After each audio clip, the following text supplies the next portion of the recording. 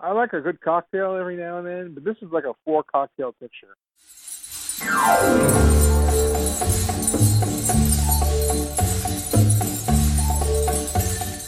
Hello, and welcome to the California Tiki Podcast, where we explore America's mid-century fascination with Polynesian idols, pineapple cocktails, and coconut palm trees. This week, for our third episode, we talk about Cobra Woman, the 1944 South Seas adventure movie starring Maria Montez. Bear in mind, if you haven't seen today's movie, we're going to be talking about it from the perspective of fans who have seen it, so warning, spoilers ahead. I'm your host, Jason Henderson, co-author of California Tiki, coming this August from the History Press. With me in Los Angeles is Adam Foshko, screenwriter and director of story development for Call of Duty, Skylanders, and the Destiny franchises, including story consultant on Destiny 2. Say hello, Adam. How are you tonight, Jason? I am so excited to talk about this movie, this weird, deeply weird movie. Okay, all right. Here's what Wikipedia says, and then I just want to hear your opening thoughts about Cobra Woman. Okay, Cobra Woman is a 1944 American South Seas adventure movie directed by Robert Siromak, starring Maria Montez and John Hall. This was a duo that were in a lot of movies together, and their faithful companion Sabu, shot in Technicolor. It is very typical of her career at Universal Pictures, and it's venerated as a camp classic. There are a lot of people who really enjoy a lot of the sets and the symbolism and the strange accent of Maria Montez. Leonard Maltin gave it 3 stars. This is Cobra Woman, and just to put this into perspective, this is the same year that what else? What else came out in 1944? Let's see, Gaslight came out in 1944. Gone with the Wow. Wind came out 6 years before 1944. Just to put in perspective the world that this movie exists in. Yes. So they Okay, knew how to make pictures, yeah. they knew how to make movies. And now, tell me about Cobra Woman. I got to tell you, I had forgotten about this picture. I think Leonard Maltin, and then you may have just called it we certainly just called it a forgotten camp classic. I think that speaks for itself, and it sells it fairly well. It is one of the strangest movies I've seen in a really long time. Like, the fact that it was made this way intentionally boggles the mind. I think we're taking it on as stressing on the South Sea adventure part of it, which is very tiki. So I think this is where the intersection of this sort of of genre actually, and maybe even a dash of sensationalism intersects with South Sea adventure. Yeah. And I see it. You could look at the poster and say, okay, this promises to be a rollicking adventure with a certain amount of danger and thrills and escape. And this is very tiki. This is very with the Cobra Woman, you get the idea like cat people, or Yes. I don't know, the reptile, which is like pictures that we've seen. With they're sort of like where reptiles, where cats, where whatever. There is not a were snake in this entire picture. It is one of the craziest things somehow between the casting, which we'll go into in a minute, and the unbelievable accents from all over the place. Yes. And these people with the crazy one-syllable names, living in exotic places, and then they have a chimp as a pet, and then they go off to this crazy Cobra Island, and then Lon Chaney appears out of nowhere and has a place in this movie. It is, between that and the sets and the crazy writing, it is absolutely wonderful, really, when you get down to it, because it is one of those pictures that you would have on a Saturday afternoon, and you would just let it play, and you would just let it go. It has a lot of charm. There's nothing sort of bad natured about this movie. The adventure is kind of there. I could see why Leonard Maltin didn't just shoot it out of the sky, because for all of its terrible sets and its ridiculous writing and not particularly good acting in places, there's something enormously charming about it. And there's nothing bad natured. You just kind of let it go, and it kind of has a mind of its own. Not in the way. Well, and it's existing in a world that is completely divorced from our own, even in 1944. A lot of people have written about the fact that the South Seas presented in a movie like Cobra Woman are a South Seas that are, and this is where it fits into the idea of Tiki culture, which is the idea of an exotic environment that's intended to be real, but one essentially of it's a real dream. There's no sense that you could actually get on a plane and go to any of the place. Cobra Woman starts out like the movie begins not in the cult of the Cobra cult island, which is a place that exists in this movie, but on a wholly different South Seas island that is occupied by some Scottish people and Or at least one Scottish guy. one Scottish guy. And this is the kind of movie where when the Scottish guy is on screen, Scottish music plays on the soundtrack. It's one of those Totally.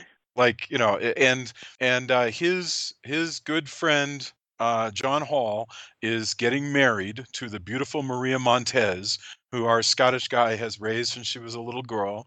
And then on the night before, oh, and we also meet Sabu, their faithful companion, who is a sort of monosyllabic, fairly smart but teasing native boy. The Eurocentrism and the ethnocentrism definitely on display. This is definitely a universal picture of this period. But John Hall plays someone named Ramu, which makes no sense. Yeah, that makes no sense either. Because John Hall plays that part as though he's Indiana Jones. He has a sort of square jawed swagger. He talks with a kind of with a kind of sarcasm that is completely the kind of thing that Indiana Jones was taking off, and likewise that Charlton Heston was doing in movies like Song of the Incas. Uh, so the night before John Hall is to get married to Maria Montez, again, you're right. His name is Ramu, the very, very Caucasian, white, square-jawed Ramu. Right. The night before he is to marry Maria Montez, who plays Talia, she is kidnapped off the island and back to the island of the snake cult, the Cobra cult. So off he goes to Cobra Island, and it is there that we meet. She's kidnapped. She's kidnapped actually by the blind, not blind Lon Chaney Jr., Oh who my just God, rolls yes, his eyes up into his head, and Lon Chaney basically Jr. who basically is the golem who is sent to basically retrieve her from this place where she escaped some years before with the Scottish guy as a baby and was Yes, raised inexplicably put in his boat when he himself made an escape from Cobra Island as he was about to be killed because he was a stranger, because all right. on Cobra Island, except he inexplicably escapes. He wakes up, he's tortured into unconsciousness, wakes up on his boat, and there's a baby on board too. So he takes the baby home and raises her Yeah. as his own, and this is the woman who is to be married. And she has two very strange scars on her wrist, which are basically, they look like puncture wounds. They are So, scars that look like open wounds. I mean, they're yeah, pretty. they're not. Yeah, they're not. They haven't healed Yeah, at you know, all.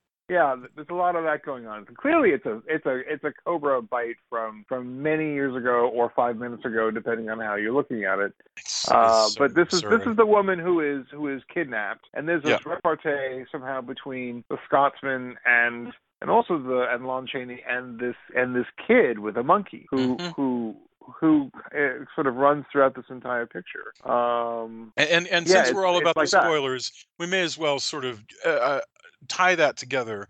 Though the reason why Scottish guy who had came to the island and was to be killed, the reason why he was set free with the baby is that, as we learn later, the grandmother, who is ostensibly the queen but has no power on the Cobra Cult Island, she put the baby onto the Scottish guy's boat so that it would survive, because otherwise they didn't need twins to be queen. They needed one, and so they were going to kill the other one.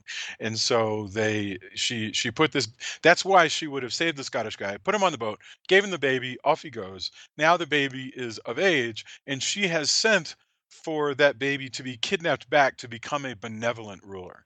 Um, Unasked. We do not ask. Why would you? Why couldn't you have just raised the other queen not to be evil? That would have been good. And Right. How did you find this one anyway?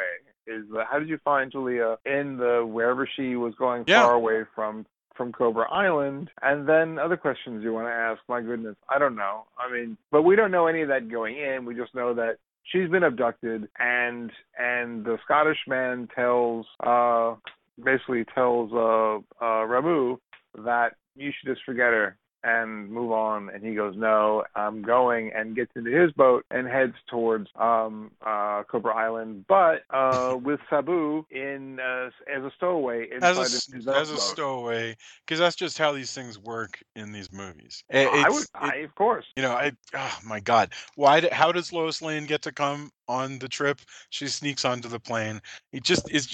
How does Boy manage to follow Tarzan all the way to the village of the aliens? Because he stows away. It's just how I got to these tell you, things I was happen. pretty sure that was a thing growing up. I thought that was a way you could get around.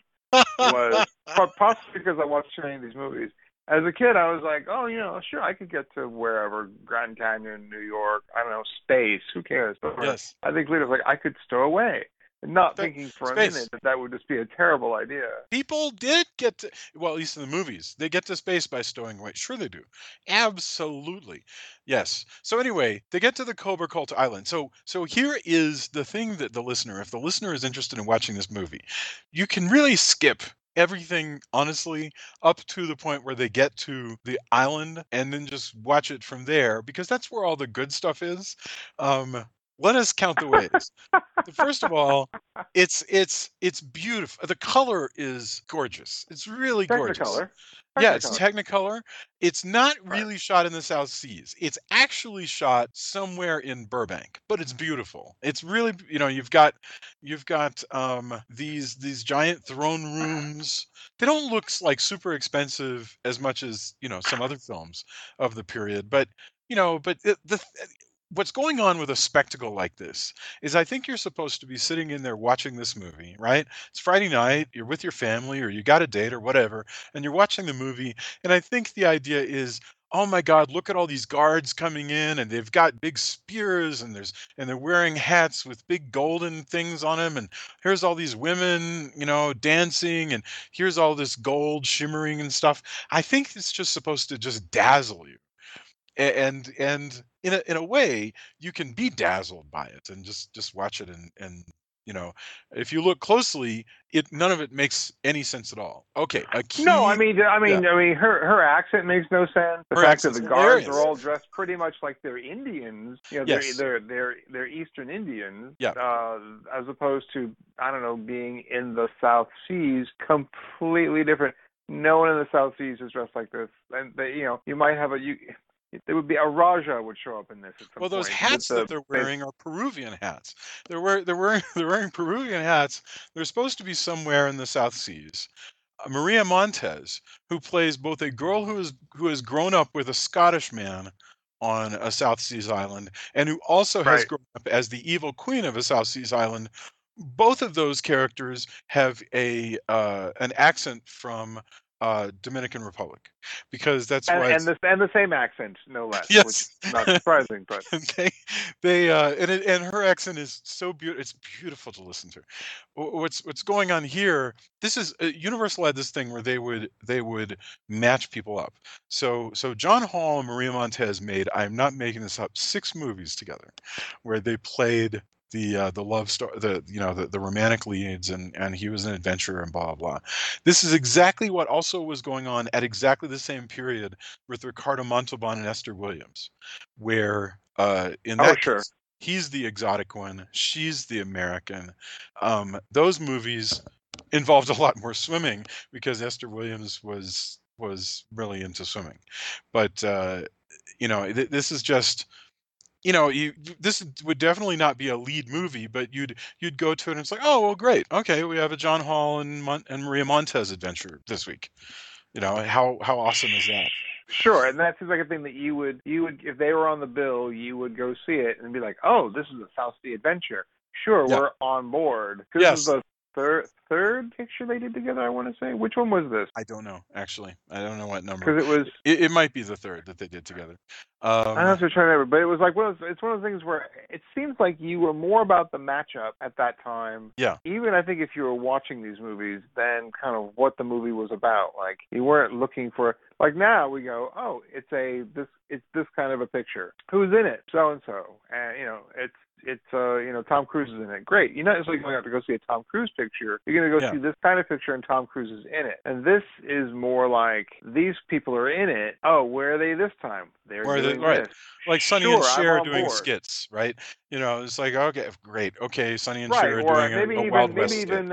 maybe even Abbott and Costello, or maybe even in another kind of genre approach was if it was Karloff and Lugosi, if they were paired up in something. I was like, what are they going to do? Well, this could be Black Cat. Really great, want to see it. And maybe that's the way it was approached then, because otherwise it's inexplicable. Yes. You really just go, was this a vehicle and they got attached to it? It's like, no, this was built up around them. They were kind of like, we need something for them, and I think they just kind of went, how about this? And it kind of spun out from there. And I think these were all contract players. So I think Lon Chaney was under contract with Universal then, and it made sense that he was taking a break from whatever he was doing there. I didn't actually look up his filmography at the time to see where this fell in, but it's a really weird departure for him, because we're used to seeing him in all kinds of other stuff. Not at all like this. The Lon Chaney Wolfman, I want to say, was like 1943 or 44. Let's see what year that was. Lon Chaney Jr. Wolfman. 1941. Oh, I apologize. So the Lon Chaney Jr. Wolfman is 1941. This is 3 years after that. 3 years after that. Think about that. Lon Chaney Jr. was the lead in that movie. He played the romantic lead and also the villain, because it's it's Dr. Jekyll and Mr. Hyde, basically. Sure. That's astonishing because. But I mean, keep going. Well, I mean, he speaks, he dances, he's the romantic lead, and here he's under all of this cloth, and he's barely even seen, and he's mute, which is nuts. It's in what year? I wonder what year Werewolf of London was. What did he do? Werewolf of London. What did he do after is the other question. So my guess is this was just a thing that he did. This could have taken him longer than a week. Yeah, that's true. Sort of show up and do this. It's like, while I'm in between pictures, I'll keep fulfilling my contract. I think it's just one of those. He's Lon not Chaney like Jr. said it would be good. Lon Chaney Jr. played the Wolfman in 1941, and then the Ghost of Frankenstein. He was the monster in 1942. He was in The Mummy. Frankenstein meets the Wolfman in 1943. He played Dracula in Son of Dracula in 1943. That was a famous movie. And then this is the year after he played Dracula. I can only assume that and in House of Frankenstein he's a lead. He plays Larry Talbot in that. So is that after? But that is not a lesser role, but it is a different role. Was that after this? Yeah. Well, it's the same year, so it's released in December. So it's definitely after this movie. This is him trying to break. This is him just fulfilling a contract and trying to break out. And I think it's just he's probably fulfilling a contractual commitment just to do stuff. Yeah, this is the Lon Chaney Jr. contractual obligation. Yeah, it's sort of amazing the way that, if you think of the way that worked, you had these people who just did movies. This is their job, this is, if you're sometimes you're a lead, sometimes you're a whatever, you're under contract and the studio says what you're going to do. We should segue just a little bit. You and I nearly did a different movie. And the reason why, a reason we chose Cobra Woman is it definitely fits with the idea of California Tiki, of exotic worlds as imagined by Hollywood. We nearly did My Blood Runs Cold, which is also shot in California, and also was shot using contract players, because even though it was 1965, which is 21 years after Cobra Woman, we were still living in a world where you could make Troy Donahue just do a movie just because he was He was just working for Oh, the. that's a good one. So he had a what we call now an overall deal, or he already not an overall deal, but he had a deal to make a certain number of pictures, Yeah. and that just becomes one of Yeah. them. Interesting, they were still doing that. And that was Warner Brothers, and we ended up not doing the picture for the show for this show because I think we both decided it was wonderful, but it's not quite tiki enough. It's more gothic and other stuff. I neat film. I mean, I Yeah, loved watching it, but it doesn't fit the themes that we're dealing with here. But it was the same thing. He did that movie. He may have liked that movie. In fact, he was really trying with that movie, but he was sick of the studio, and he forced the studio to let him out of his contract, but to his own detriment. I mean, yeah, they that's sort of like almost put an end to his career, didn't it? yes, yeah, and Troy Donahue had to move over basically to television and other stuff, and you know, uh, so yeah, so you went against you went against the studios at your peril He at went that time. against Jack Warner. It was never a good thing. I think that's the. Because I think it was probably he was on contract with Warner Brothers, if I remember correctly, Yes, and I think it was Jack Warner had well, anybody who was running a studio at that time had enormous power, and I think that's what happened with Donahue. But yeah, weirdly enough, as much as I like that movie, this particular one does actually have all the trappings of Tiki weirdly, and it's all yes. slightly sort of set askew. Tell me It's about not that. like you're Like it's well, how do you fit? Where do you find the trappings of tiki in this movie? well, the I know fact that you're right. think of it as sort of being, it is the South Sea, it's exotic, there's danger, there's Yeah, everything that, Middle America that, this is largely going to be a picture that people are going to see in America. yeah. That they'll just go, oh, it's out there somewhere, and it's got escape, it's got danger, it's got, it's got, temples, it's got, Well, and it's right, and all the its stuff. world is completely made up, but Well, based and it's on pieces of real things.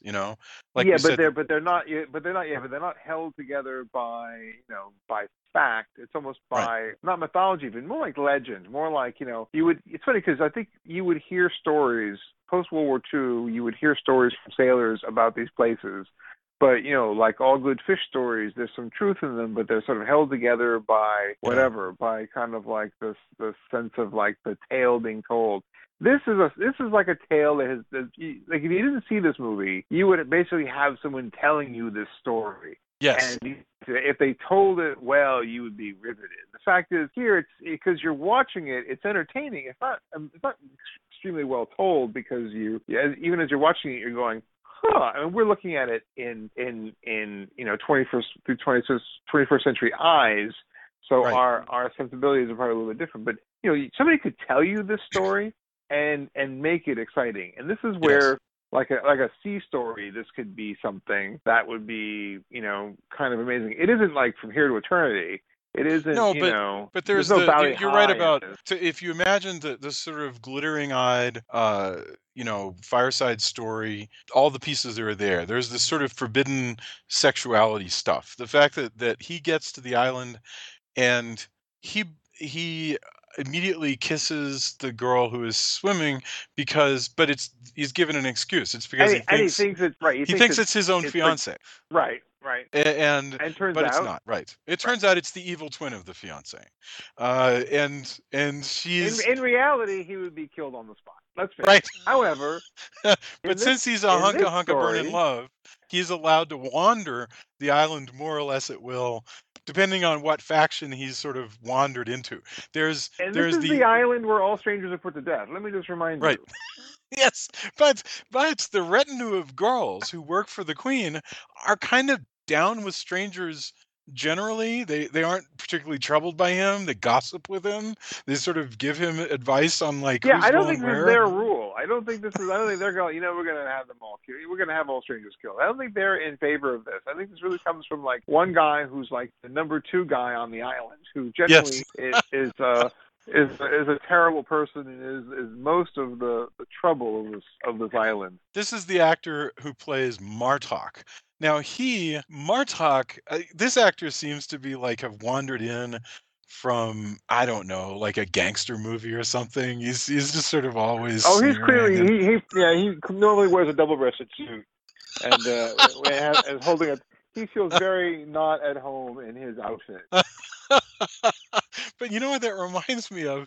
It reminds me of things like Radio Ranch. You know, there's a whole thing that Gene Autry did where he and if I recall correctly, he and a couple of like stowaway boys wandered down to like an undersea world, and everybody's wearing weird Roman hats, and I think there's an array of some kind that's going to destroy California, but it doesn't matter. Anyway, it reminds me of that because again, it's all of these like hardcore Brooklyn gangster guys who for some reason are now wearing these stupid costumes and wandering around with spears and whatever. I would like to Yeah. point out that.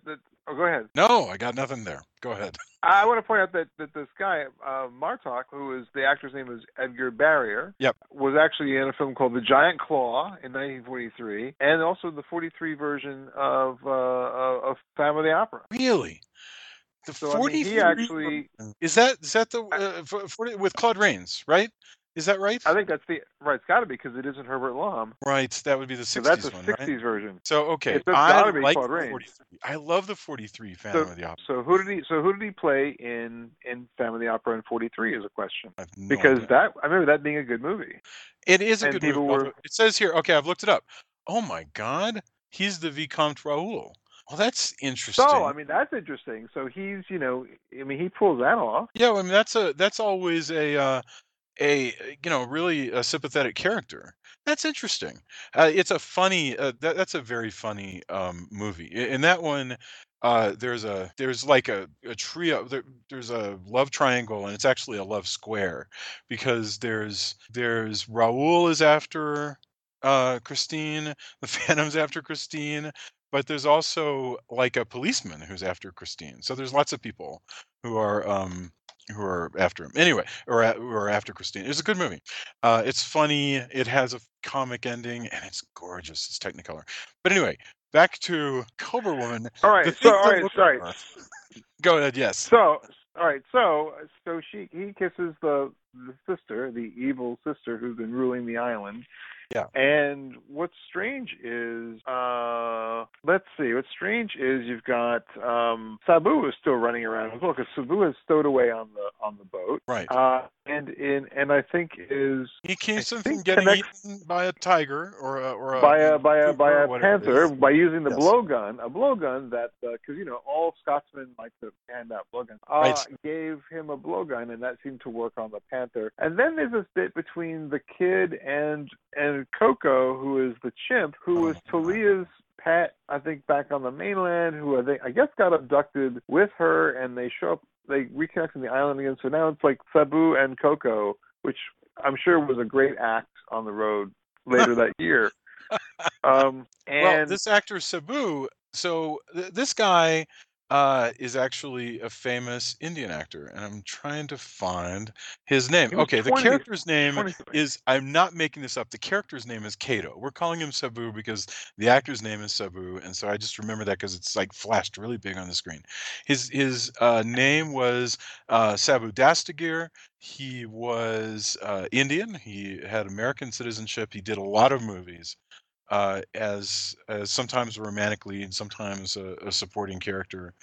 And he also served in the war, holy mackerel, as a tail gunner. Good Christ. Wow, that's dangerous. kind of amazing. Yeah. So anyway, this guy had a very colorful career, and was in a lot of movies. So he came back from World War II and continued to do movies. But he joined the war. He joined the war to become a tail gunner. This guy, as you're watching Cobra Woman, he joined right after making this movie. That's mind blowing. So he looks like a kid. Yes. He's got to be 20. He's got to be something. But he looks like a young kid because of just the way he looks. Yep. He's 20 years old. He was born in 1924. Anyway, he plays one of these Hollywood boys who could be anywhere from like 11 to 20. And it's funny because did you watch Tommy Wiseau's The Room? It's a dumb question to ask. I don't know if I've you've I've bothered. seen I've seen the I saw the original. Well, one of Yes, the I weird saw it. things about The Room is this extra character who's like Tommy or whatever he is, who lives down the hall. And what people have observed is that Tommy Wiseau writes his movies because he's based on what he's learned about life from Hollywood movies. And it's true that if you watched a lot of old Hollywood movies, you had a lot of these young male characters who were of completely indeterminate age, who were there to do nothing but ask stupid questions of the hero and get in trouble, like get in scrapes that the hero had to get them out of, and occasionally to show up and save the hero when somebody needed to show up. And it's nothing that ever happened in real life. These characters are always weirdly aged, and he's got one of those characters in The Room, which we don't do anymore. But that explains, watching something like this explains a lot about why something like that shows up in The Room. Um, so tell us about the single most memorable thing about this entire movie, and it is the Cobra dance. Yeah, There, that is it, isn't it? That's going to be the thing that everyone remembers no matter what. I mean, there are other things to remember, but it really right? is the Cobra Dance. Yeah, yeah. Let's see. How does this get started? We have well, it happens twice, but the one time that it happens well, essentially what's going So it on is the happens well. well, better. So interestingly, you and I watched a scene from a 1959 movie called The Indian Tomb, where you Yes. had an identical Cobra dance, except for it's done really well. But It's really it is done really really well. And let me yeah, just point out that I mean it was when we saw it, certainly when I saw it, it was done to different music. right. It's done Right. the 1959 Indian Tomb Cobra Dance. Whatever music it was originally used is used as the music for a video for Martin Denny's Miserlou. And people will know Miserlou as the theme. A lot of people would call it the theme to Pulp Fiction. Anyway, Martin Denny did a version a few years before that version. It's used for this Cobra Dance. You got to see this Cobra Dance. It Having is said all that, actually really great. yeah, that's wonderful. That's 1959. It This is right. 1944. This is weird. Uh, the evil This queen, is very weird. she does a dance. So here's what it's supposed to be. She does a dance where she's supposed to hypnotize a cobra, show off her power by not getting bitten by the cobra, and then during the ecstasy of the dance, she is going to choose volunteers who will then be locked away until it's time to sacrifice them to the volcano god. Uh, okay, all of that. I give you that as a choreographer. You come up with however the scene's going to play out. What actually happens is, first of all, Maria Montez, very sexy woman, terrible dance. This is an awful dance. She's just sort of randomly Yeah, thrusts her shoulders up and back and forward. yeah. It's it's not so much arousing as it is sort of alarming. And you just you watch it and you should we stop her? Should She's we circling this was around the cobra.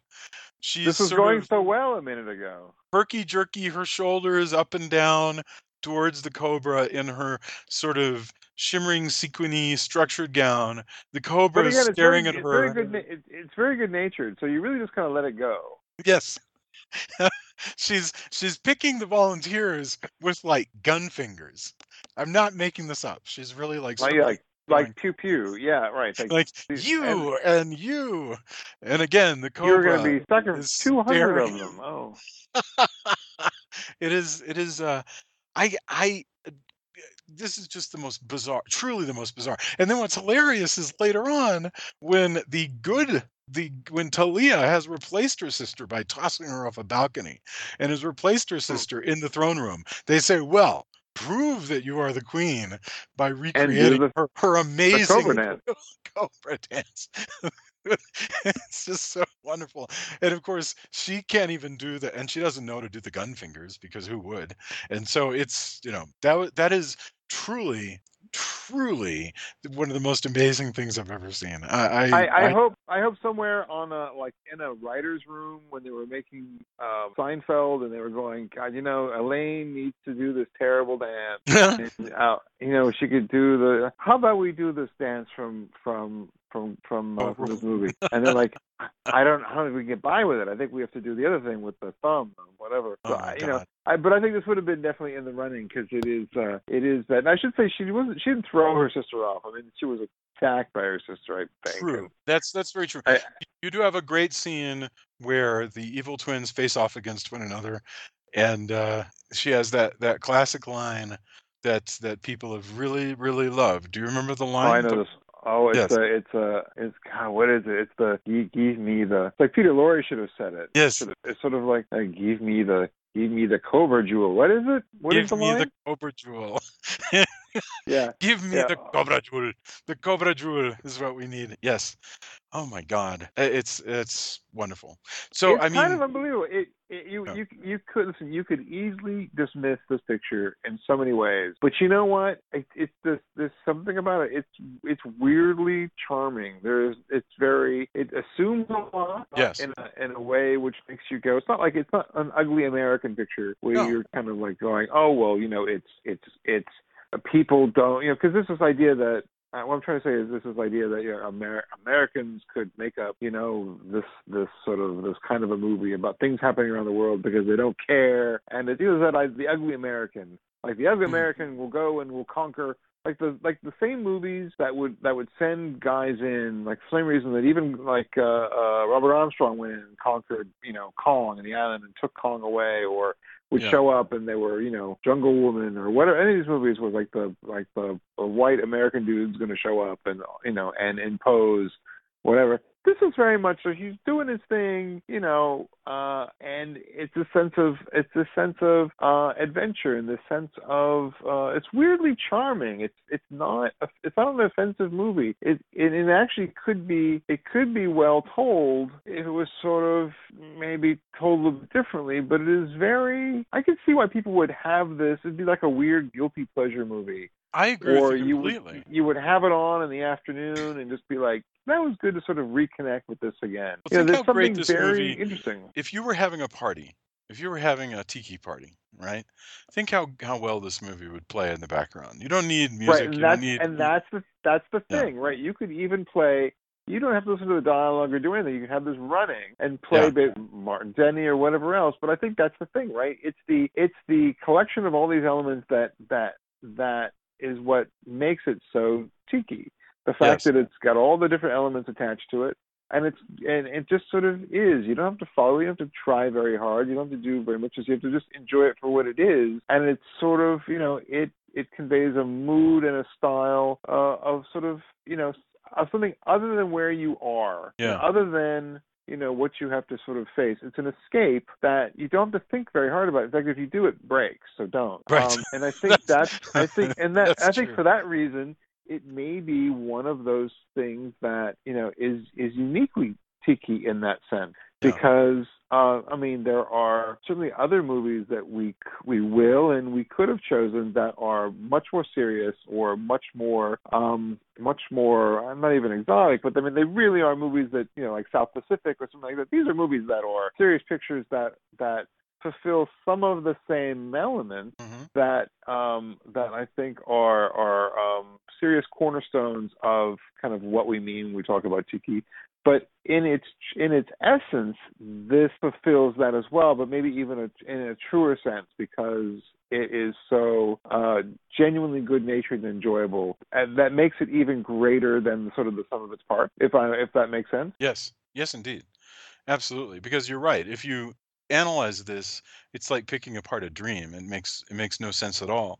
But if you look at any moment of it, there is not a single moment of this movie that does not look like what it is, if that makes any sense. There's not a moment where you're like, "Oh, I think this is a tiki kind of film," but there's nothing on the screen. There's always something on the screen that feels exotic and otherworldly.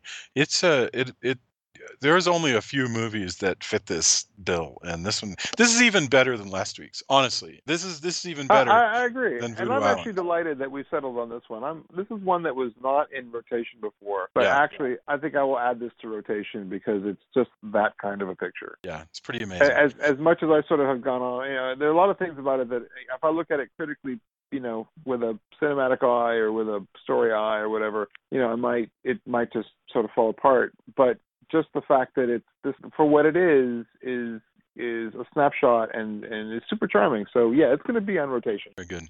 So I think we should call it there. You've been listening to the California Tiki podcast.